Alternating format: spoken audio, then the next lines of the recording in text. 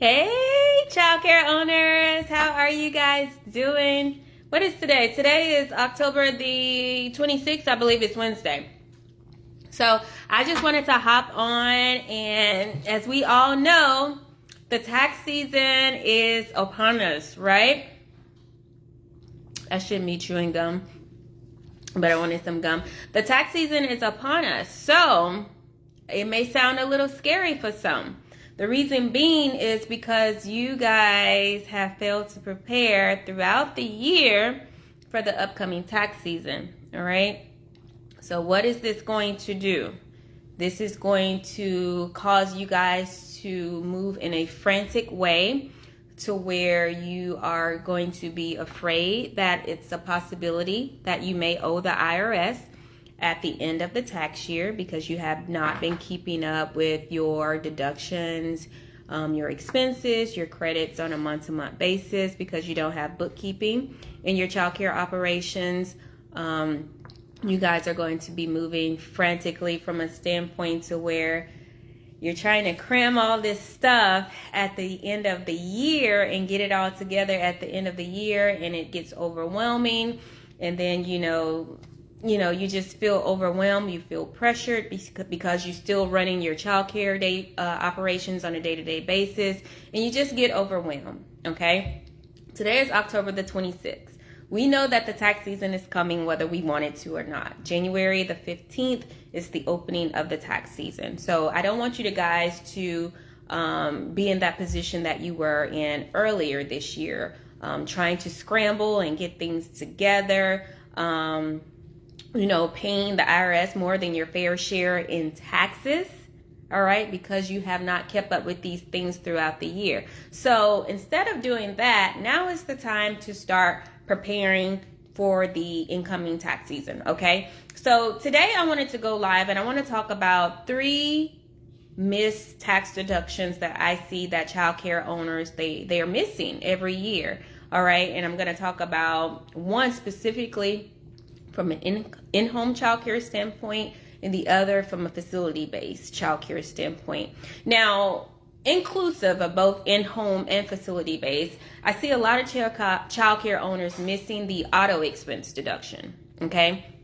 You guys are not keeping your receipts for any type of oil changes, oil maintenance, or any type of maintenance that you're making on your business vehicles. You're not keeping up with the toll receipts, any type of parking receipts, gas receipts. You guys are not keeping up with that throughout the year, and that's thousands of dollars in a business expense tax deduction that you could actually claim and lower your tax liability. So those auto expense receipts, I know when you're at the gas station or even if you're going to the car wash, that's a write-off. If you guys are not printing up those receipts, keeping up with those receipts, please start doing that. And if you are, go ahead and start combining those receipts together so you can start seeing how much you're actually spending on auto expenses, all right?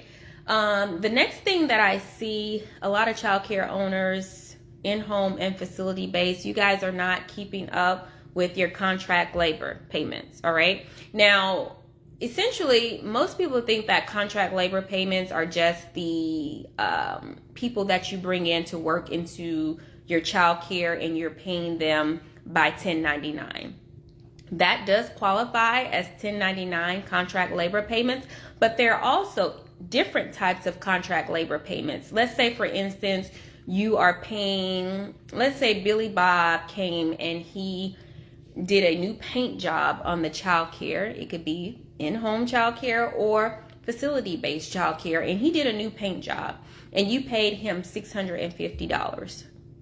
Per IRS rules and guidelines, any contractor, which is a professional that you brought in to do any type of contracted work for you and you paid over $600 to, number one, you're required to provide that contractor a 1099 so that he or she can report the income that you paid them. Again, it had to be over the $600 amount. Number two is for you as the business owner to keep up with as well, because it is a write-off to you. So you guys are paying people to come in and to fix your plumbing, to do new paint coats on the outside, to do landscaping and you're paying these contractors over $600, this is a business deduction to you. And I see so many times that childcare owners, in-home and facility-based, you guys are not keeping up with this. So, of course, what you're not keeping up with is missed business expense deductions, which results in higher tax liability during the tax year. All right? Okay, last but not least, specifically, I'm going to talk about the in-home childcare provider. You guys are not keeping up with the time-space percentage, all right? The time-space percentage calculates the time that you spent operating your childcare in your home, the hours, as well as the space, also known as the square footage on where these operations are held, which results in the time-space percentage calculation.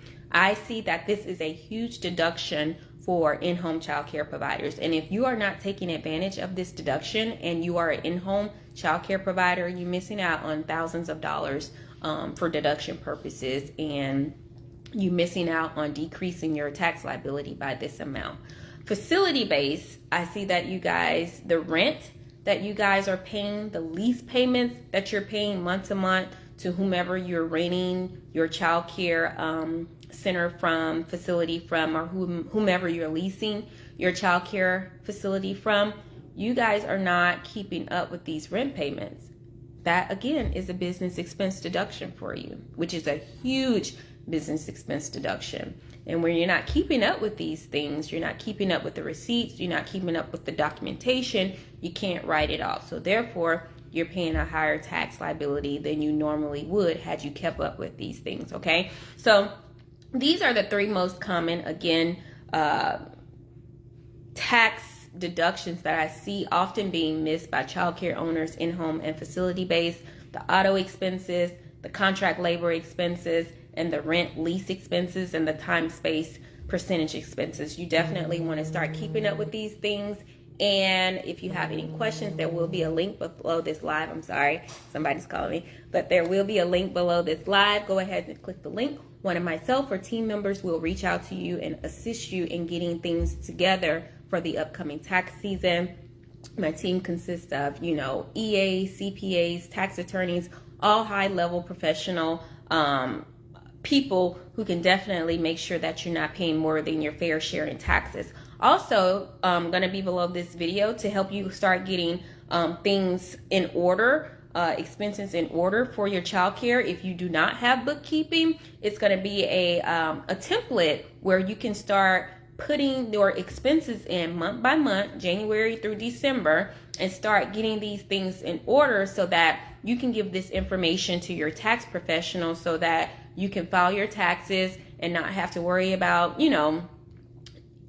waiting until jam up time and scurrying around trying to get all these things together. Get this template. It's going to help you stay organized. It's going to put your expenses in month by month. It's auto calculated. All you have to do is pop the number in. It's going to let you know what exactly you should be accounting for, such as advertising and marketing expenses, contract labor expenses, auto expenses, everything that I just spoke about on this live is going to be included in that template. And you can just start popping the numbers in. Before you know it, you're going to be well prepared for the upcoming tax year, saving thousands of dollars in taxes and not paying the IRS more than your fair share. Okay, there will be a link below this video. I look forward to hearing from you guys soon. Have a great Wednesday.